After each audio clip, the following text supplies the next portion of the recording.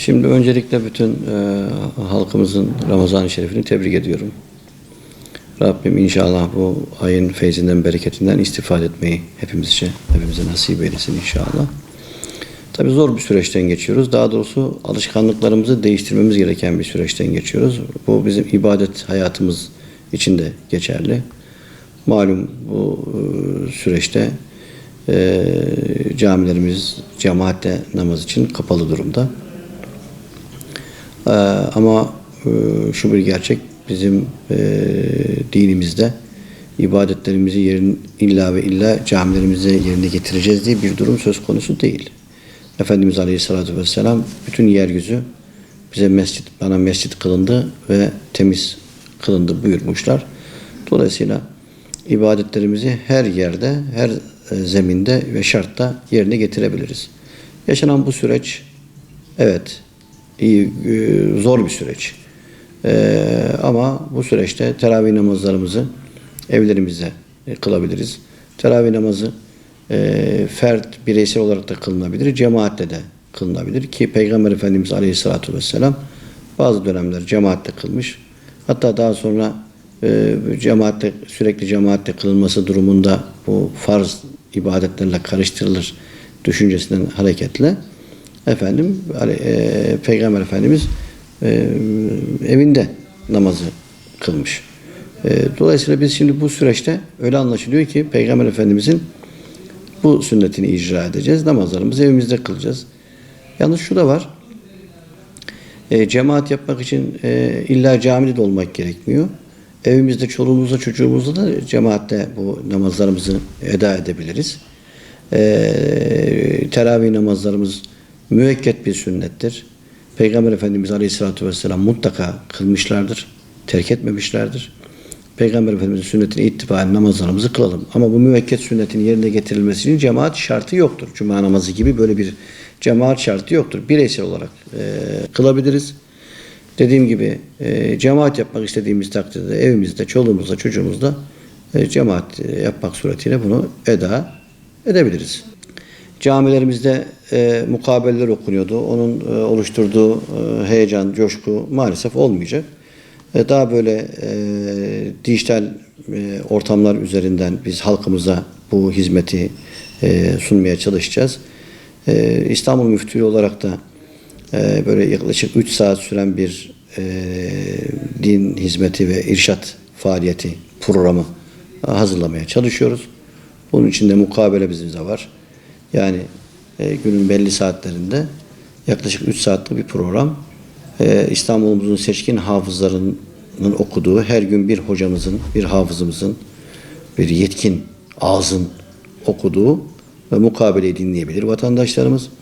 Ondan sonra o gün okunan mukabele cüzünün içerdiği mana ve mesajı paylaşacağımız bir tefsir sohbeti programı olacak.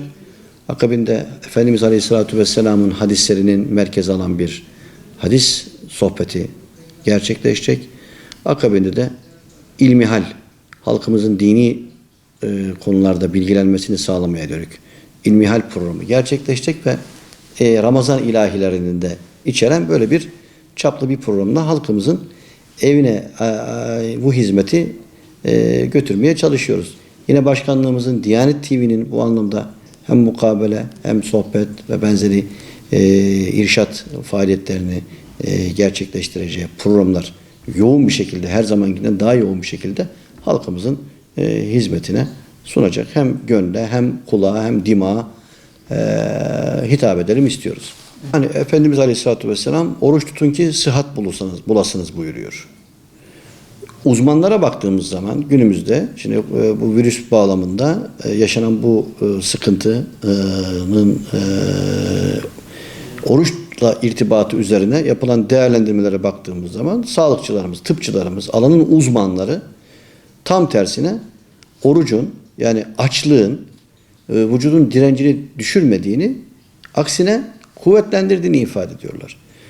Şimdi dolayısıyla hem dinimizin bir emridir hem de sağlık açısından bir olumsuz bir durum söz konusu değildir. Tam tersine vücuda katkıları da vardır. Dolayısıyla sağlığı, sıhhati yerinde olan vatandaşlarımız orucu tutmak durumundadır, mükelleftir. Hele hele günümüzde şimdi pek çok kişi eskiden daha aktif çalışırken daha pasif bir çalışma ortamı içerisinde. Bir kısım vatandaşlarımız evlerinde geçirecekler Ramazan-ı Şerif'i. Yani daha rahat bir ortamda, meşakkatin daha asgari indiği bir ortamda bu ibadeti yerine getirecekler.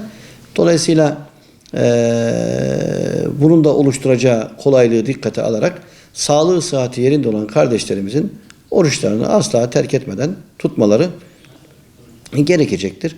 Ama kronik rahatsızlığı olan, işte şeker hastalığı, yüksek tansiyon ve benzeri rahatsızlıkları olan kardeşlerimiz eğer uzmanlar oruç tutmalarının onlara bir sağlık açısından sıkıntı oluşturacağını ifade ediyorlarsa oruçlarını terk edebilirler.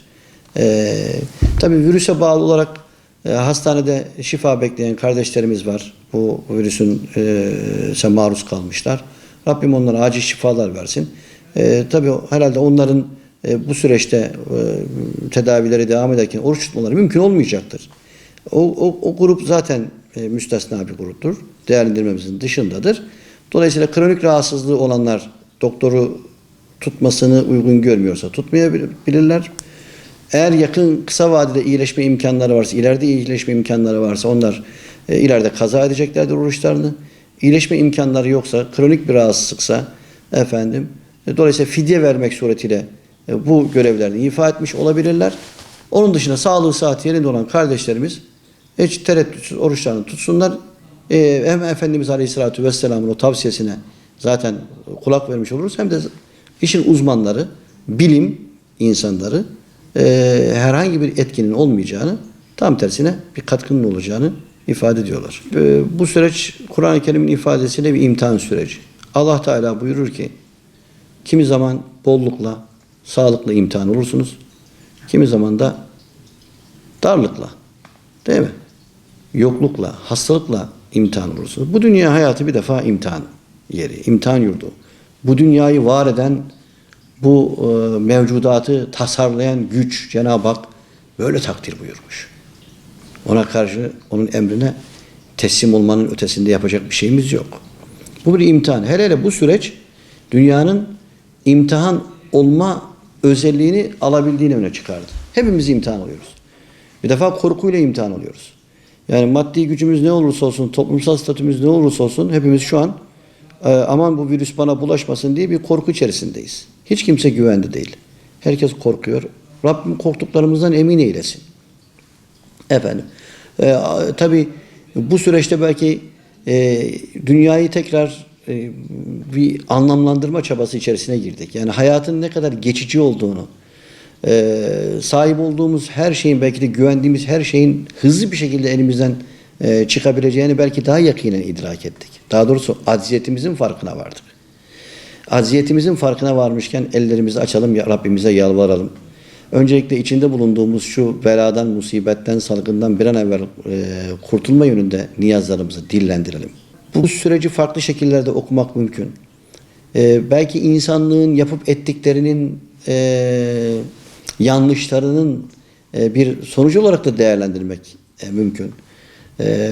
Dolayısıyla nerelerde yanlış yapıyoruz, ne gibi sıkıntılarımız var, gerek bireysel anlamda, gerekse başkalarına karşı ödevlerimiz, sorumluluklarımız anlamında, gerekse Rabbimize karşı yapmamız gereken ibadet ve taat noktasında ne gibi eksiklerimiz var, bunları gözden geçirelim. Kulluğumuzu gözden geçirelim, insanlığımızı gözden geçirelim.